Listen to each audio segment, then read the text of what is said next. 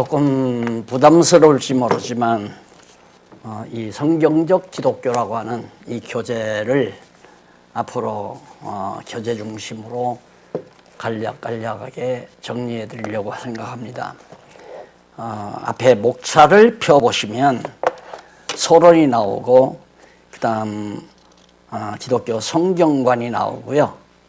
기독교 신관, 기독교 인생관, 그리고 기독교 역사관으로 그렇게 역사관, 세계관으로 그렇게 나누어서 정리가 됩니다. 어쩌면 기독교 교의신학이라고 그렇게 생각을 하시고 강론을 들으셔도 되겠습니다. 제가 학창시절 교의신학을 전공했기 때문에 교의신학에 대한 논리적 구조 자체에 대한 아쉬움, 또 정말 좀 부족함을 많이 느끼면서 제 나름 우리 기독교 신학의 하나의 교회신학적 논리 구조를 한번 잡아본 것이 바로 이 책의 중요한 논리적 흐름입니다.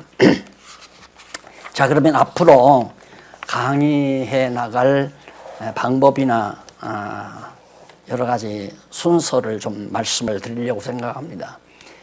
한 시간에 그 한쪽 가로 1원씩 그걸 두 꼭지를 제가 매 시간마다 해결해 드리려고 생각을 해요. 그러니까 예를 들면 서론 처음에 나오는 제목에 대한 설명하고 밑에 한쪽 가로 1번, 한쪽 가로 2번이 나옵니다. 그 한쪽 가로를 두 꼭지씩을 한 시간에 정리한다, 그렇게 생각을 하시고 강의를 들어주시면 좋겠고요. 그 다음 이제 그 강의를 하다 보면 매 꼭지마다 간단한 그 도표가 나옵니다. 도표라기보다도 그 정리한 표가 간단히 나오는데 그 표만 정확하게 이해를 하시면 그 대목에 대한 모든 논리적 해설을 잘 이해할 수 있으리라고 그렇게 생각을 합니다.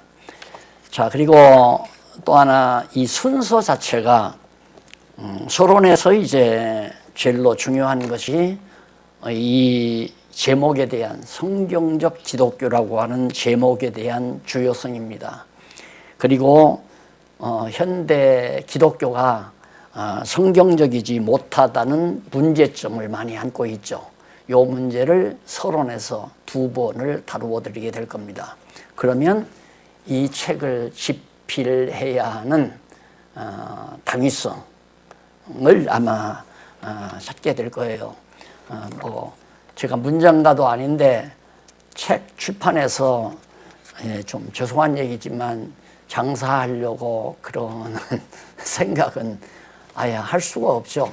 적어도 책 장사가 되려면 몇만 권이 팔려야 그래도 좀 되는데 제 글을 누가 몇만 명이 사서 보겠습니까? 그저 진리를 사랑하는 지체들에게 정확하고 분명하게 글자 하나라도 단어 하나라도 또한 수고 하나라도 정확하게 전달하고 싶은 그런 마음에서 꼬박꼬박 기록해 놓은 것이니까 예습은 필수고 또 강의도 필수고 복습도 필수입니다. 반드시 이번 기회에 총체적으로 딱 정리하는 그런 계기가 됐으면 합니다. 적어도 한 4, 5개월 동안 거의 금년 말 가까이 해야 되지 않나 그렇게 생각을 합니다.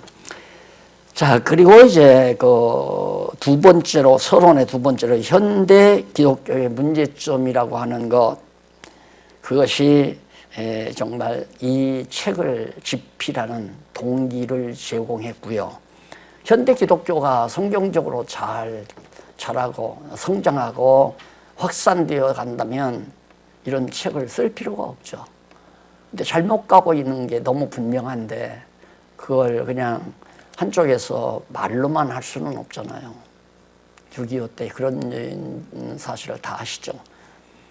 벌써 미군이 유엔군이 한강다리를 끊었는데도 서울 시민은 뭐 방송도 없고 신문도 없으니까 아무것도 모르고 피난길을 한강다리를 향해서 질주하다가 끊어진 한강다리에서 밀려오는 피난민들에게 어쩔 수 없이 낙차가 돼서 한강에 한강물에 떠늘려가 서해바다의 새우밥이 되지는 서글픈 역사를 우리는 잘 알고 있습니다. 역시 마찬가지죠. 한국교회가 지금 잘못 가고 있는데 아무도 잘못 간다는 말 안 하잖아요. 뭐 한다고 하면서도 왜 잘못 가는지를 말해주지 않고 어떻게 해야 하는 것도 제대로 밝혀주지 않으니까 그냥 남들 가는 대로 가고 있다는 거 너무 안타까워서 그 문제점 몇 가지를 정확하게 다음 시간에는 짚어드리게 될 겁니다. 자, 그리고 이제 그 다음에 이제 우리가 지난번 강의에서 종교와 기독교 그리고 성경에서 그 성경이 얼마나 중요한가. 왜냐하면 성경 진리가 모든 만사 만물에 대한 이치의 원리가 담겨져 있고 성경이 모든 것을 판단할 수 있는 이성적으로 판단할 수 있는 하나의 기준이기 때문에 무엇보다도 귀중하죠.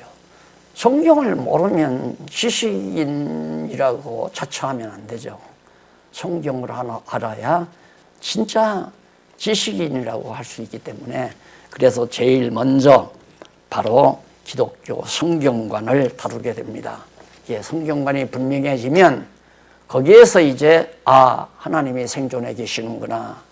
신의 존재를 확인하기 때문에 두 번째로 성경에서 확인된 하나님은 어떠한 분이신가 그걸 세 번째 단락에서 세 번째 대목에서 살피게 됩니다. 그러면 성경에 계시된 하나님을 알게 되면 그 다음 인생 자기가 어떤 존재인가를 물어볼 것 없이 확인할 수 있습니다. 사람들은 모두가 다 책을 좀 읽고 살다가 보면 먼저 질문하는 것이 신은 존재하는가? 또 나라는 존재란 무엇인가? 이 질문에 봉착하게 되죠. 해답이 없잖아요. 신의 존재의 가부도 알 수가 없고 또한 자기가 무엇인지도 설명 못하니까 오늘에 와서는 학자들이 인본주의 학자들이 인간은 100% 동물과 같다. 동물이나 다름없다. 동물이다. 100% 동물이라는 거죠. 이런 어처구니 없는 세상에서 많은 젊은이들이 지금 방황하고 있잖아요. 그래서 하나님은 존재하신다 하는 대목을 설명한 다음에 그러면 인간이란 무엇인가? 그래서 인생관을 다루게 됩니다. 그래 인간이 무엇인가를 알게 되면 자기가 왜 그렇게 살아왔나를 알게 되죠. 하나님을 알고 자기를 알게 되면 나는 과거 50평생을 왜 그렇게 살아왔을까? 또 70평생을 왜 그렇게 살아와야만 했을까? 그런 자기 과거에 대한 역사가 명쾌하게 깔끔하게 정리가 됩니다. 다 가서 한국 역사도 세계사도 다 역사관이 바르게 서지게 되는 겁니다. 그럼 역사관이 바르게 서지면 그것으로 끝나는 것이 아니라 바로 역사의 무대인 세계 인구가 바로 이 세상을 살아가는 하나의 무대 역할을 하고 있는 세계, 그 세계에 대한 정확한 나도 세계를 무대로 삼아 5, 60년, 7, 80년을 우리도 사는 거고요. 한민족도, 한국도 이 세계의 무대 위에서 한국 역사를 만들어가며 존속하는 거고요. 세계 모든 나라들도 마찬가지거든요. 그래서 자연히 역사를 알게 되면 세계란 무엇인가라고 하는 세계관이 깔끔하게 정리가 될 수 있습니다. 그러면 문제는 다 해결됐잖아요. 신은 존재하는가? 나란 도대체 무엇인가? 역사란 무엇인가? 세계란 무엇인가?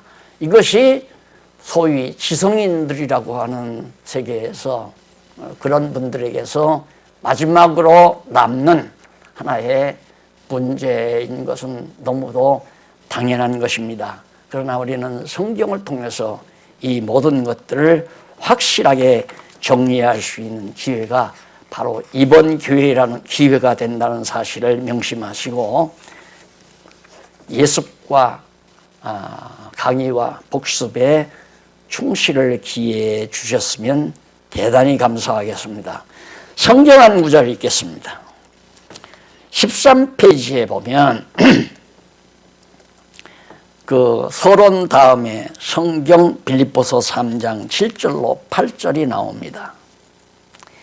그러나 무엇이든지 내게 유익하던 것을 내가 그리스도를 위하여 다 해로 여길 뿐더러 또한 모든 것을 해로 여김은 내 주 그리스도 예수를 아는 지식이 가장 고상함을 인함이라 하기 때문이다 그 말이죠.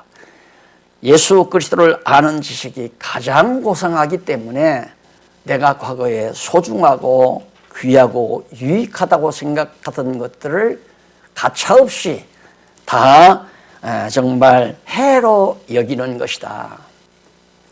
솔로몬도 그런 말을 했죠. 하나님께서 지혜를 주면서 달라고 요구하지도 않은 재물을 솔로몬에게 약속해서 쏟아 부어줬습니다. 그 부어준 이유는 너 실습해보라고 부어준 겁니다. 여호와를 경외하는 지혜가 얼마나 값지고 귀한 것인가를 너 한번 실습해봐라. 솔로몬은 그 돈을 가지고 실습을 했죠. 도대체 쾌락이 무엇일까? 자기를 기쁘게 할 수 있는 쾌락이는 무엇일까라고 생각하면서 자기가 하고 싶은 대로 못 해본 것이 없습니다. 온갖 짓을 다 해본 거죠. 해보고 나서 야 정말 헛되고 또 헛되구나. 헛되다는 말을 연거푸 노래하게 됩니다. 이유는 여호와를 경외하는 것이 최고라는 것을 알고 보니까 자기가 했던 모든 일들이 헛되고 헛되다는 것을 깨닫게 된 거죠. 지금 바울도 마찬가지입니다. 바울도 빌립보 교회에 편지를 보내면서 자기는 학문을 한 학자 아니에요. 헬레니즘과 히브리즘을 그 당시에 유럽에 만연된 헬레니즘에 정통했고 그가 유대인이니까 히브리즘에 정통한 대학자였습니다. 정말 자랑할 것도 많고 혈통도 좋고 정말 가말리엘 문화에서 정말 배웠던 그런 대학자였고 인간적으로 보면 자랑할 것이 너무너무 많았죠. 그런데 그 모든 것들을 다 해로 여기는 것은 필요 없다고 생각하는 이유는 예수 그리스도를 아는 지식이 가장 고상하기 때문이라는 그런 고백을 성도들에게 지금 밝히는 내용이 바로 빌립보서 3장 7절로 8절에 기록된 말씀입니다. 자, 이제 그 본문 내용을 잠깐 다 읽을 수는 없습니다. 이것 다 읽다가 보면 정말 한없이 시간이 길어지니까요. 기독교는 오늘날 세계적인 최대 종교죠. 기독교가 가장 큰 종교 아니에요? 탁월한 종교죠. 다른 종교와는 비교할 수 없는. 그러나 기독교는 각 대륙이나 나라나 또한 지역이나 개인 간에 격차가 많습니다. 유럽의 기독교 다르고 동양의 기독교 다르고 또한 아프리카 기독교 다르고 아프리카에 가서 기독교를 접해버린건요. 제가 간다니까 목사님들이 한 300~400명이 모아 있더라고요. 그때 우리 김창경 장로님 살아계실 때 저를 안내해서 따라가게 됐는데요. 그래서 가서 보니까 나도 가지도 않았는데 얼마나 성령이 놀랍게 충만한 역사가 일어나는지 몰라요. 우리 한국적 상황에서 볼 때는 성령의 충만함이에요. 막 춤을 추고 찬양을 하고 막 넘어져서 뿌림적대고 알아듣지 못하는, 물론 이제 아프리카 언어니까 알아듣지 못하지만 그보다도 소위 방언이라는 것들을 하게 되고 말도 못하면서 막 손을 내두르고 정말 부흥회 때 일어나는 사건이에요. 강사도 없고 아무것도 안 하는데도 그것이 아프리카의 문화적 배경이에요. 그들은 모이기만 하면 춤추고 모이기만 하면 노래합니다. 사람이 모이기만 하면. 그래서 이제 한국의 부흥사가 거기 가가지고 큰 성과를 이루고 왔다고. 내가 볼 때는 성과가 아니라 좀 미안한 말이지만은 그냥 자기들의 흥분에 젖어서 감흥에 젖어서 그렇게 되지는 거거든요. 지금 한국의 부흥회라든가 수련회라든가 그런 데서 기도원에서 일어났던 그런 모든 일들이 감흥이 흥이 일어나는 거란 말입니다.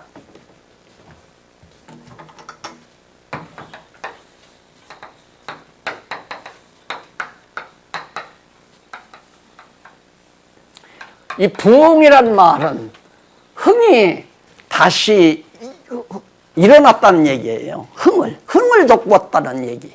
그게 흥을 돋기 위한 모임이란 얘기죠. 그게 한국교회 만연인 게 있었어요. 만연. 수련이란 말도, 이 수련이란 말도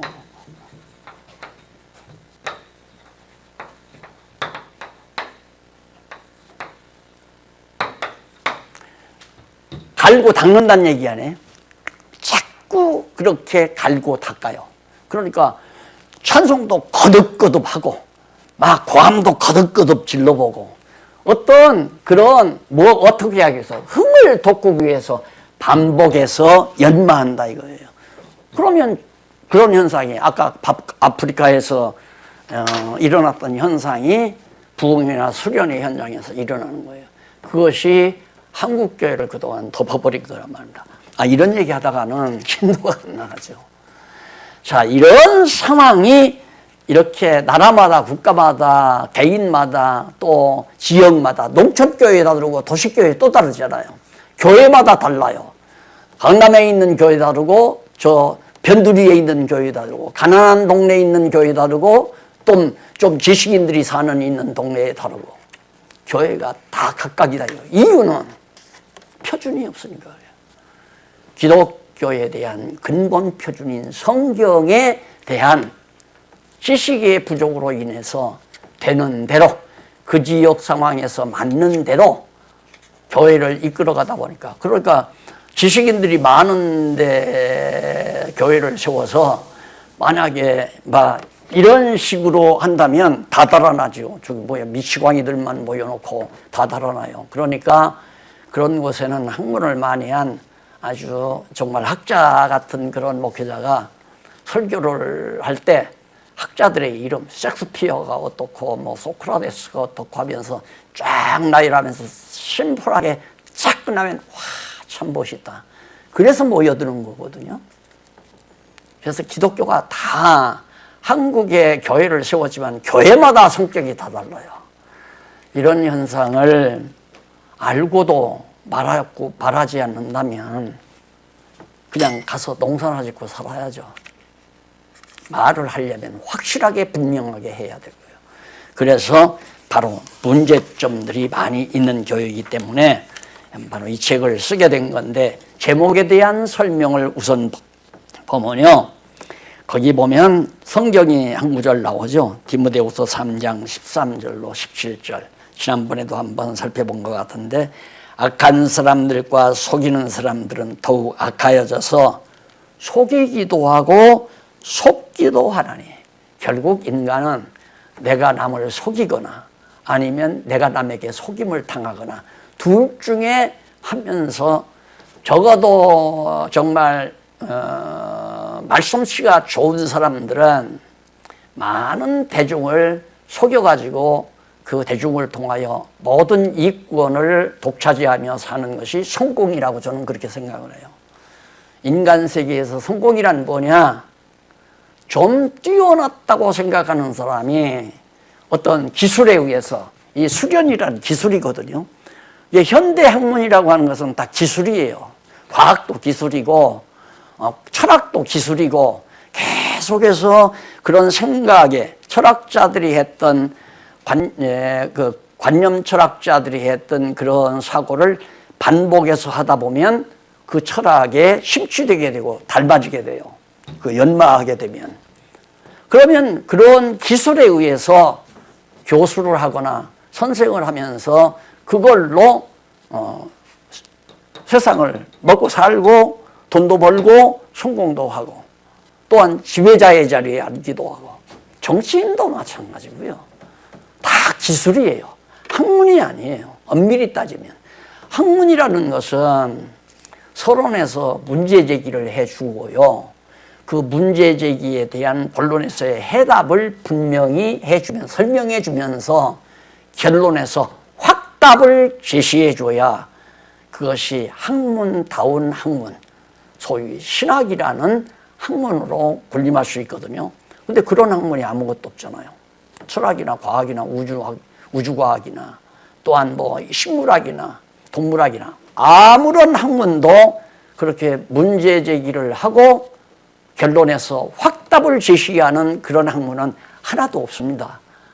그래서 오늘 학문 세계에서는 절대 진리는 존재하지 않는다.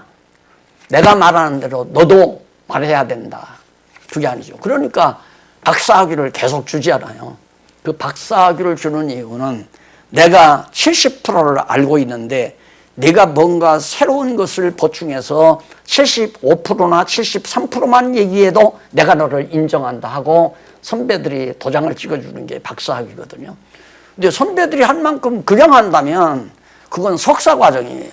너 나한테 잘 배웠어. 그러니까 내가 석사학위 줄 거야. 그러나 박사학위는 자기의 독특한 연구 과정이 있어서 그걸 자기가 전해준 학문에다가 그저 한두 점 올려줄 수만 있으면 야, 너 그거 맞다. 내가 들어보니까 맞다 해서 학위를 주는 것이 박사학위란 말입니다. 완전히 해답이 있다면 박사학위 주지 말아야죠. 다 석사학위만 줘야죠. 예, 내가 알고 있는 걸 학생들에게, 제자들에게 전해서 그대로 알고 있으면 너 석사학위야. 아니면 학사학위만 주던가요. 이게 없어요. 세상에 완벽한 학문이 존재하지 않는다. 그러니 성경을 모르는 교회가 정말 난장판이 될 수밖에 없다는 것은 당연하잖아요. 그래서 이 제목에 대한 설명을 하기 전에 지금 말하는데 속이기도 하고 속기도 하나니 그러나 바울이 디모데에게 부탁하는 말이에요. 너는 배우고 그냥 잘 아는 것이 아니라 확신이라고 말해요. 확실히 믿을 수 있는 일에 거기에 너는 거하라. 확실히 믿고 살아라 그 말이죠. 확실히 믿는 일로 살아라.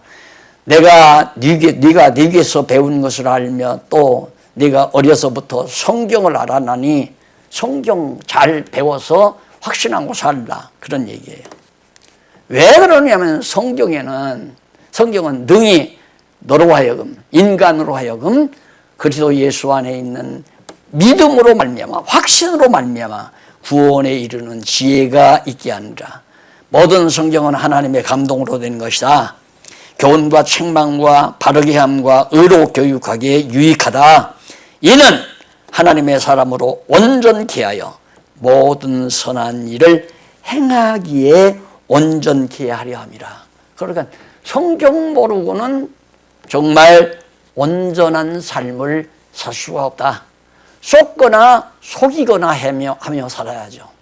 그래서 지배층과 피지배층은 속이는 자이고 피지배층은 속는 자이고 그래서 교회도 로만 캐토릭 같은 데는 지배층과 피지배층이 딱 나누지않아요. 그 사제그룹단은 지배층이고 대중 성도들은 모두가 다 피지배층이에요. 그게 완전히 교리적으로 나눠 있어요. 왜? 성도들이 지배층이 돼버리면 속이는 일이 다 들통나잖아요. 그러니까 속이는 일을 숨기기 위해서는 완전히 담장을 쳐야죠. 근데 종교개혁은 뭐냐? 그거 없다고 해요. 다 우리는 그리스도 안에서 한 몸이다. 형제다. 이 사상이 개혁 사상이거든요. 그런데 몇백 년 지나오면서 이 개혁교회마저도 지배층과 피지배층으로 딱 갈리잖아요.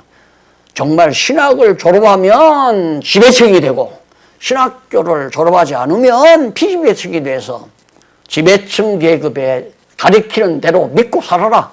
그게 오늘날 우리 개신교 제도가 돼버렸잖아요. 이걸 파괴하고자 하는 열정이 우리들에게서 있었던 거 아닙니까?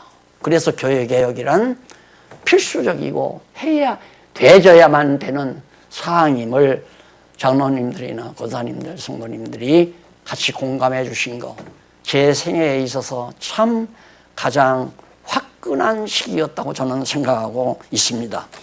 자, 그래서 기독교는 어디까지나 하나님께로부터 이렇게 전해 주신 계시, 성경대로의 기독교라는 뜻이 바로 성경적 기독교라는 책명에, 이 책 이름에 그 의미가 담겨져 있다. 반면에 성경적이 아닌 기독교도 있다는 의미가 이면에 담겨 있잖아요. 허다한 교회가 성경적이지 못하니까 성경적 기독교는 이런 것이다라고 밝혀주는 책이 바로 이 책이란 말입니다. 그러니까 이 쌍봉을 이루려면 교회 개혁론이 있잖아요. 교회 개혁론과 바로 이 성경적 기독교라는 책은 동전의 앞뒤와 같은 역할을 할 수가 있죠. 왜? 성경적 기독교는 이런 것이니까 교회는 이렇게 개혁이 돼야 된다. 이런 연결성을 가질 수 있잖아요. 성경적인 기독교는 바로 이 책에서 말하는 것이 바로 성경적 기독교다. 그러므로 성경적이지 못한 교회는 이렇게 교회가 개혁돼야 된다. 그래서 교회는 왜 어떻게 개혁되어야 하는가? 부제로 나와 있잖아요. 그래서 쌍벽을 이루는 그런 교재로 이해를 하시고 공부를 연구를 해 주시면 대단히 감사하겠습니다. 그 다음에 성경적 기독교로서의 계시 종교로서의 기독교다.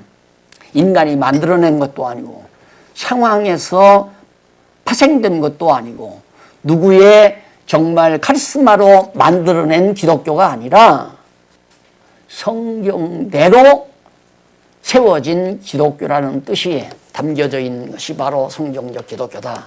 그런 얘기예요. 그래서 바울이 아레오바고 가운데 서서 말하되 아덴 사람들아 너희를 보니 범사에 종교성이 많도다. 내가 두루 다니며 너희의 유의하는 것들을 보다가 알지 못하는 신에게라고 새긴 단도 보았으니 그런즉 너희가 알지 못하고 유의하는 그것을 내가 너희에게 알게 하리라. 모르고 믿는 그런 신앙, 성경도 모르고 믿는 신앙, 하나님도 어떠한 분이신지 모르고 믿는 신앙, 이걸 지금 사도 바울이 아덴에 가서 설교하면서 복음을 전하면서 꼬집어준 대목입니다. 가만히 둘러보니까 처처마다 신전이 있어요. 아덴에 가면 신전들이 즐비하게 있는데 보니까 그 입구에다가 이 신전은 아지 못하는 신에게 경배하는 그런 신전이다. 아지 못하는 신에게 복을 비는 신전이다. 그런 뜻이죠. 인도에는 가보니까 거기는 인도는 이제 다신교 아니에요. 어디 그 다신교 신전이 있다고 데리고 가더라고요. 그래 가봤더니만 큰 집을 하나 졌는데 밖이 다 보이는 거예요. 보이는데 거기는 어떤 곳이냐면 누구든지 기독교인이 가든 불교인이 가든 유교인이 가든 마음의 종교인이 가든 다 각자 가서 방향 정해서 다 각자 자기 신에게 경배도 하고 기도도 하고 얼마든지 해도 아무도 터치하지 아니하는 그곳이에요. 그러니까 종교라고 하는 것이 얼마나 사람을 우매하게 만드는 것인가를 우리가 알 수 있잖아요. 그래서 내가 늘 말하지만 그저 돈 몇 천만 원 사기당하는 건 또 좀 아쉽기는 하지만 다시 벌면 되잖아요. 사람이 몸이 좀 병이 들었다 하더라도 병원에 가서 치료해서 나가면 되잖아요. 네. 종교에 한번 빠지게 되면 헤어나오지 못해요. 누구도 헤어나오기가 힘들어요. 그러면 일평생 완전히 일그러진 인격으로 한평생을 사는 처참한 결과를 가져온단 말입니다. 그런데 젊었을 때야 누구든지 종교 없어도 나 내 주먹으로 산다. 내 실력 좋아. 내 돈 벌 수도 있고 젊었을 때 그렇게 살 수도 있는 사람이라 하더라도 힘이 풀리고 나이가 들고 자녀들도 다 떠나고 외롭게 되면 참 인생은 허무하다. 이 생각을 하게 돼요. 유명하잖아요. 삼성그룹 회장이 마지막 이병철 회장이 마지막 병원에 누워서 운명을 기다리면서 누구든지 나에게 신의 존재를 입증만 해준다면 나는 이제라도 신을 믿고 싶다. 마지막 하는 얘기였다고 전해 들었어요. 당연하죠. 인간은 마지막 운명 전에는 무신론자나 유신론자나 할 것 없이 신에 대한 관심을 갖게 되어 있습니다. 이미 때는 늦은 거죠. 그때부터 어떻게 배우겠어요? 그러나 젊어서부터 하나님을 알고 정말 하나님 앞에서 당당하게 살아갈 수 있다면 속지 않고 사는 거고 당당하게 살 수가 있는 이 땅 위에 사는 동안도. 그래서 계시종교의 기독교라는 뜻이 담긴 이 책의 내용을 우리가 잘 이해하면 하는 것이 매우 중요하다. 그래서 총정리를 하면 거기 종교란 무엇인가 이에 대해서 이미 우리가 인문에서 약간 맛을 봤잖아요. 국어사전에서는 종교를 이렇게 설명하죠. 무한 절대의 초인간적인 신불, 신이나 불을, 불은 이제 유교를 의미하는 거죠. 신은 기독교를 이제 의식하는 거고요. 그 신불을 숭배하고 신앙하여 이로 인하여 선악을 권계하고 옳은 일과 그런 일을 권계를 할 뿐만 아니라 권하고 훈계할 뿐만 아니라 행복을 얻고자 하는 일이다. 가장 마지막 중요한 것은 행복을 누리기 위해서 하는 것이 종교다. 그러니까 한마디로 하면 가서 복 비는 게 종교다 이 말이에요. 나 복 주십시오. 몸도 건강하게 해주시고 사업도 잘 되게 해주시고 돼지머리 놓고라도 큰절하면서 제발 부도나지 않고 하루하루 이 사업이 번창하게 해주십시오 하고 그게 종교예요. 국어사전에서 말하는 대중종교, 대중적으로 이해하는 종교. 그러니 전혀 다르잖아요. 기독교는 우리 행복 추구가 아니잖아요. 궁극적으로 하나님의 영광 추구죠. 하나님의 영광을 돌리는. 내가 기쁘고 즐겁고 행복하니까 하나님께서 나로 하여금 기쁘고 즐겁고 행복하게 하신 하나님을 알고 보니까 하나님 앞에 모든 영광과 존귀를 돌리는 그런 인생의 삶의 모습을 기독교라고 그렇게 정의할 수가 있습니다. 그래서 철학적 종교나 무속적 종교와는 전혀 다름을 할 수 있어요. 그래 넘어가서 18페이지에 가서 그 도표 나오죠?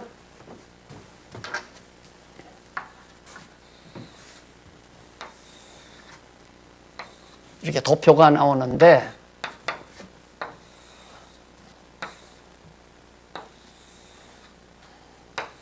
첫째, 철학적 종교.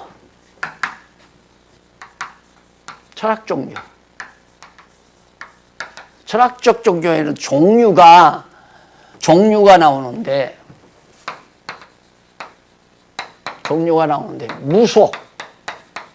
무속 종교도 종교예요. 다시 말해서 돼지 머리를 상 위에 올려놓고 5만 원짜리 돼지 머리 입에다 물려놓고 사장님이 엎드려 큰절하면서 죄를 지내는 것이 무속 종교란 말입니다.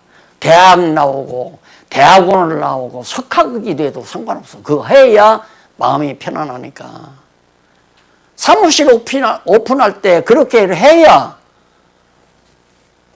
애군이 자기에게 따르지 않는다는 기존관념을 인간들이 가지고 있단 말입니다. 그게 무속이에요. 그럼 무속 종교가 이치 종교가 있죠. 이치 종교에는 관념으로 생각하는 이치도 있어요. 또 경험을 통해서 만들어지는 이치도 있어요. 그래서 거기는 우선 사색 위주, 경험 위주. 이 무속은 경험에 따른 거고요. 그러니까 그건 이제 어디에 기초하느냐. 이 종교가, 무속 종교와 이치 종교가 어디에 바탕을 두느냐. 인간 경험에 바탕을 두는 것이 바로 기초예요.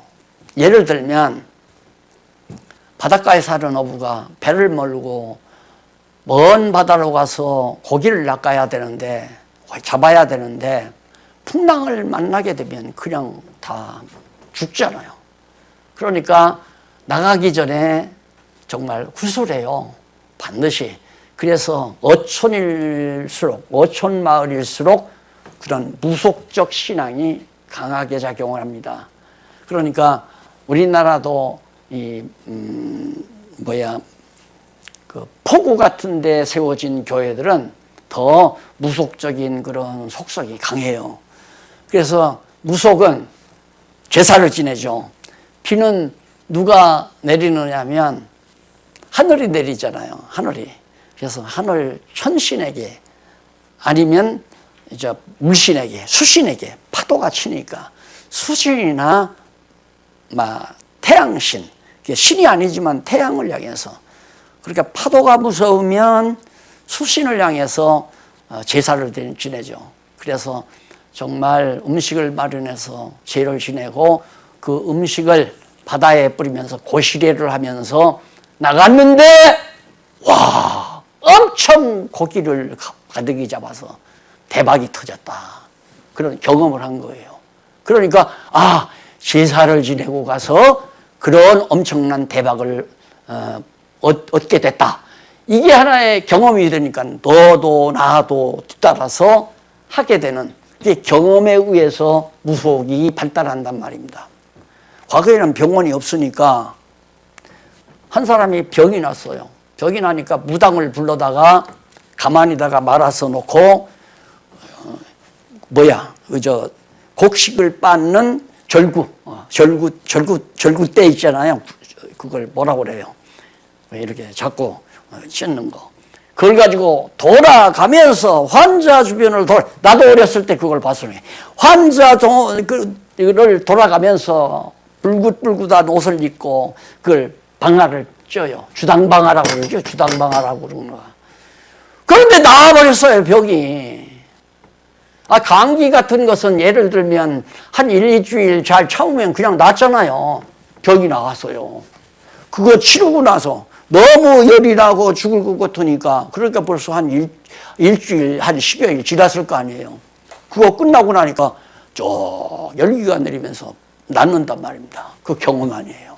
그러니까 아프면 무당을 불러다가 주당방아를 찌면 낫는다. 이것이 하나의 경험에 의해서 만들어지는 무속 행위들이란 말입니다. 이치는 뭐냐? 이치는 지난번 말씀드린 대로 왕의 아들이 석가모니가 상해 나가는 것을 보고 도대체 인간은 왜 나와서 병들어 죽어야 하나 생각하다가 문제 해답이 안 떨어지니까 왕궁을 나가서 깊은 산속에 들어가가지고 혼자 생각하는 거예요. 관념이죠. 생각을 통해서 결국 인간이라고 하는 것은 무엇에 집착하거나 생각을 하면 안 되겠다. 그냥 모든 걸 잊고 살아야 된다. 그것이 지난번 말씀드린 대로 무념무상이라고 했잖아요. 생각도 말고 어떤 상상도 말고 무념무상. 바보가 되라는 얘기죠. 그러면 인간의 마음이 편안하고 행복해진다. 그런 논리 체계를 자기 나름대로 상상 속에서 만들어내 가지고 만약에 그렇게 무념무상 상태가 아니고 만약에 이 세상을 정말 자기 욕심대로 살다가 보면 이 다음 저 세상 태어날 때는 돼지로 태어날 수도 있고 또 폭력만 쓰다가 살다가 폭력만 쓰며 살다가 죽으면 사자나 호랑이로 태어날 수도 있고 이게 상상 아니에요? 관념이에요. 다시 말해서. 그래서 그런 결과가 나오는데 결과는 뭐냐? 이거 행운. 어떻게 하면 복받고 잘 사는가? 이것은 이치.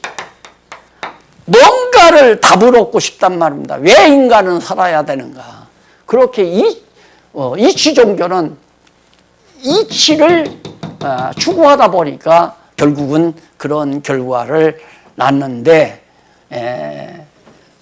바로 답답한 거죠. 자, 이 정도 보면 종교라고 하는 것이 결국 어떤 것인가를 대충 그러니까 일반 종교죠. 대충 우리가 이해하실 수 있을 겁니다.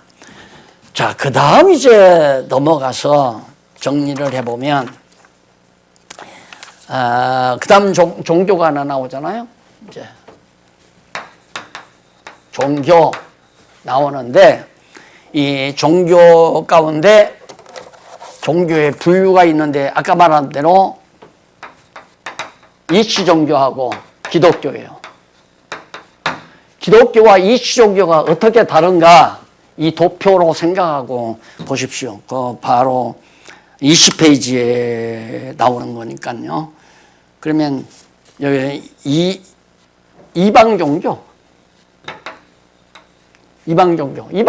바로 이 철학 종교와 같은 것들이 이게 이방 종교죠.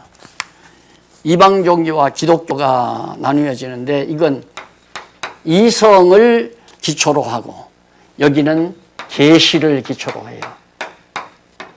그 이성이라고 하는 건 뭐냐면 인간이 어떤 것을 알고 그리고 느끼어서 결단해서 판단하는 기능을 이성이라고 그러거든요.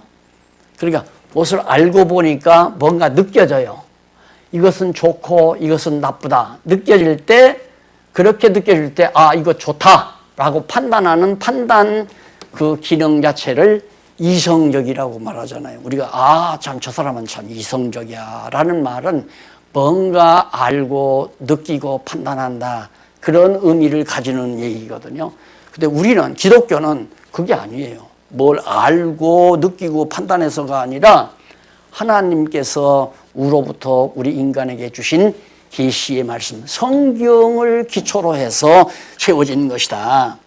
그리고 이것은 역사 과정이에요. 과정에서 태어난 거고. 그러니까 인간들이 이 세상을 살다가 어떤 문제의식이 생기니까 이 문제의식을 해결하는 방법이 경험을 통해서 무속 종교나 관념을 통해서 이치 종교를 만들어가지고 후대에게 전하는 것이 대중종교, 바로 이방 종교란 말입니다. 기독교는 하나님께서 주신 계시에 의해서 언제? 초기에, 창조 초기에. 종교라고 하는 건 하나님만 존재해가지고 종교가 안 되잖아요. 하나님이 창조하신 인간 아담이 창조될 때부터 벌써 종교적 관계를 가지는 거거든요. 인간은 하나님을 경외하는 종교적 관계가 되어지니까 이것은 역사 초기에, 이방 종교는 역사 과정에서, 그러니까 불교 같은 경우는 지금부터 3,500년 전이라고 그러잖아요. 유교가 2,500년 전이라. 어떤 사람은 기독교는 2,000년 전이라. 그거 무식해서 그래요. 몰라서 그래요. 기독교는 에덴 동산을 창설해서 아담을 창조할 때부터 벌써 기독교의 근본 뿌리가 생겨나기 시작하는 겁니다. 그 다음에 동기는 뭐냐? 동기. 바로 종교의 동기는 여기는 인간, 대중종교는 인간이 바로 그 동기가 되고 여기는 하나님. 전혀 다르잖아요. 그러니까 여기는 인간으로부터 인간의 이성적 판단에 의해서 이방 종교가 만들어지고 여기는 하나님께서 창조 초기부터 성경을 통해 기독교가 뿌리를 내리게 되고 그 다음 대상은 여기는 우상, 인간을 우상화해요. 이방 종교는 인간이 우상화되죠. 근데 기독교 안에도 목사가 우상되는 데가 얼마나 많이 있어요. 부흥사들이나 철없는 지도자들이 하나님의 종, 목자에게 잘하는 것이 하나님께 잘하는 것이다. 그렇게 다 가르치잖아요. 그것 때문에 저도 많이 덕을 봤죠. 그런 것 때문에. 아무리 아니라고 해도 안 한다, 못 알아듣는단 말입니다. 그게 아니라고 해도.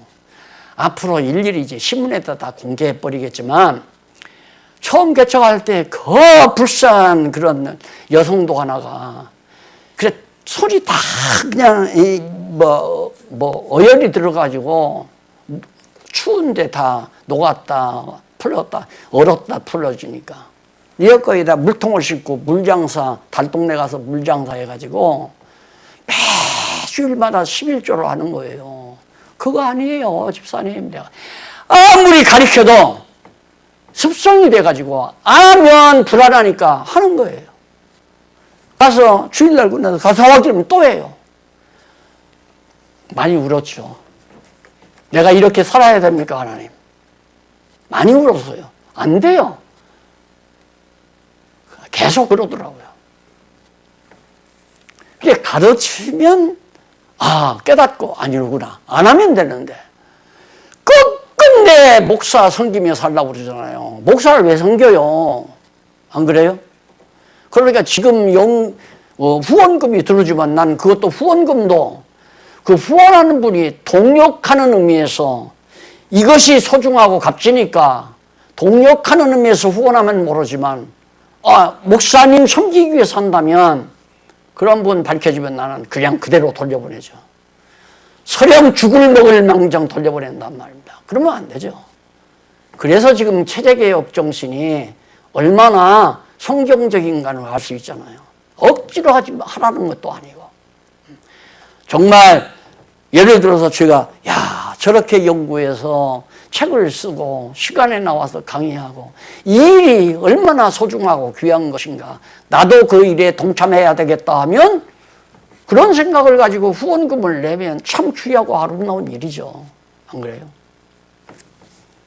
절대 인간 섬기게 하면 안 되는데 교회 와보면 교회당에 와보면 아무것도 없는데 그래서 십자가를 여기다 걸어놓기도 하고 여기다가 십자가를 만들어 붙이기도 하고 아니면 뒤에다가 강대상에다 쭉 서너 덮개 강대상 뒤에다가 의자 놓고 제일 등받이가 높은 자리에 목사가 떡 앉아있고 왜?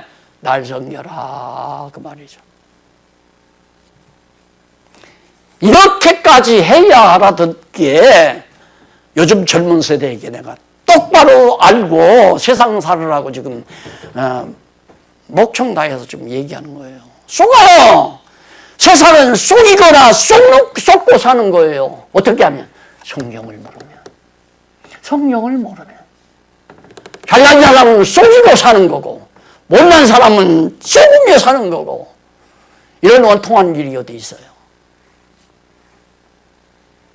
교회도 그렇단 말입니다. 교회도. 그래서 우리 장로님들 한밤을 지새면서 이거 교회 바꿉시다.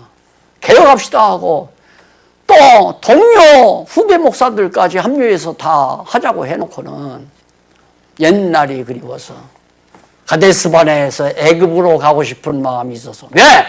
그냥 가려니까 무섭잖아요. 가나안 땅 가려니까 너무 무섭단 말입니다. 아유 애굽에 가서 일하고 밥이나 얻어먹고 살자. 애굽으로 가자고 한 사람들이 아니에요? 지금 일하고 왜 그런 일이 없겠어요? 아니 하나님 믿고 그냥 오르면 오른 대로 가면 되는 건데 이러다 굶어 죽으면 어떡해. 이러다가 교회에서 날아가면 어떡해. 이런 생각 때문에 못하는 거예요. 알죠? 저는 다 날아가도 이 일을 한다고 내가 말했잖아요. 다 날아가다 해요. 아무도 안 해도 나 혼자라도 합니다. 이런 얘기, 그거 내가 잘나고 똑똑해서가 아니라 성경 보니까 너무 분명한데 이거 안 하면 누가 해요? 내가 벌 받죠. 개 기를 때는 도둑놈 지키라고 개 기르는 거 아니에요. 그런데 개 목을 다 수술해가지고 시끄럽다고 멍멍 짖을 수 없는 개 기르면 뭐예요? 도둑놈이 와도 멍하니 바라보기만 있고. 개는 짖는 데 가치가 있잖아요. 아니 하나님의 뜻 전하라고 사명 줘서 이 세상에 보내서 사는 것이 우리인데 말하지 않고 쓰지 않으면 짖지 못하는 개영국이 되고 말잖아요. 자, 오늘 그래서 마지막으로 하나, 우선 여기는 바로 인간의 행복을 추구하고 똑같죠. 여기는 우상이 아니라 하나님이죠. 당연히 하나님. 여기는 영광, 하나님의 영광. 하늘과 땅 차이로 다르잖아요. 이걸 수직적 격차라고 그렇게 말할 수 있어요. 다시 말해서 평면적 격차는 너와 나는 다르다. 평면적으로 이렇게 나누어지는 거지만은 이것은 우아래로 나누어지는 거예요. 우아래로. 수직적 격차가 분명하죠. 월등해요. 탁월하고. 기독교야말로 어느 종교에 비교할 수 없는 탁월하고 월등한 종교다. 복습 꼭 좀 해주시기를 바라고요. 한쪽 가로 2번. 절대 진리로서의 기독교라는 뜻이다. 절대적인 상대가 존재하지 않는 거죠. 이 부분 꼭 예습을 하고 와 주시면 애약 좀 드릴게요. 부탁합니다. 기도하십시다. 살아계신 하나님 아버지, 감사합니다. 오늘 다음 세대를 이어갈 젊은이들과 함께 귀한 하나님의 말씀을 같이 나누면서 목청을 높일 수 있게 해주신 것을 감사드립니다. 사랑하는 우리 후배들, 사랑하는 우리 자녀들이 정말 하나님의 귀한 말씀을 정독해서 쏙이거나 쏙지 않고 사는 슬기롭고 지혜로운 자녀들 되게 해 주시옵소서.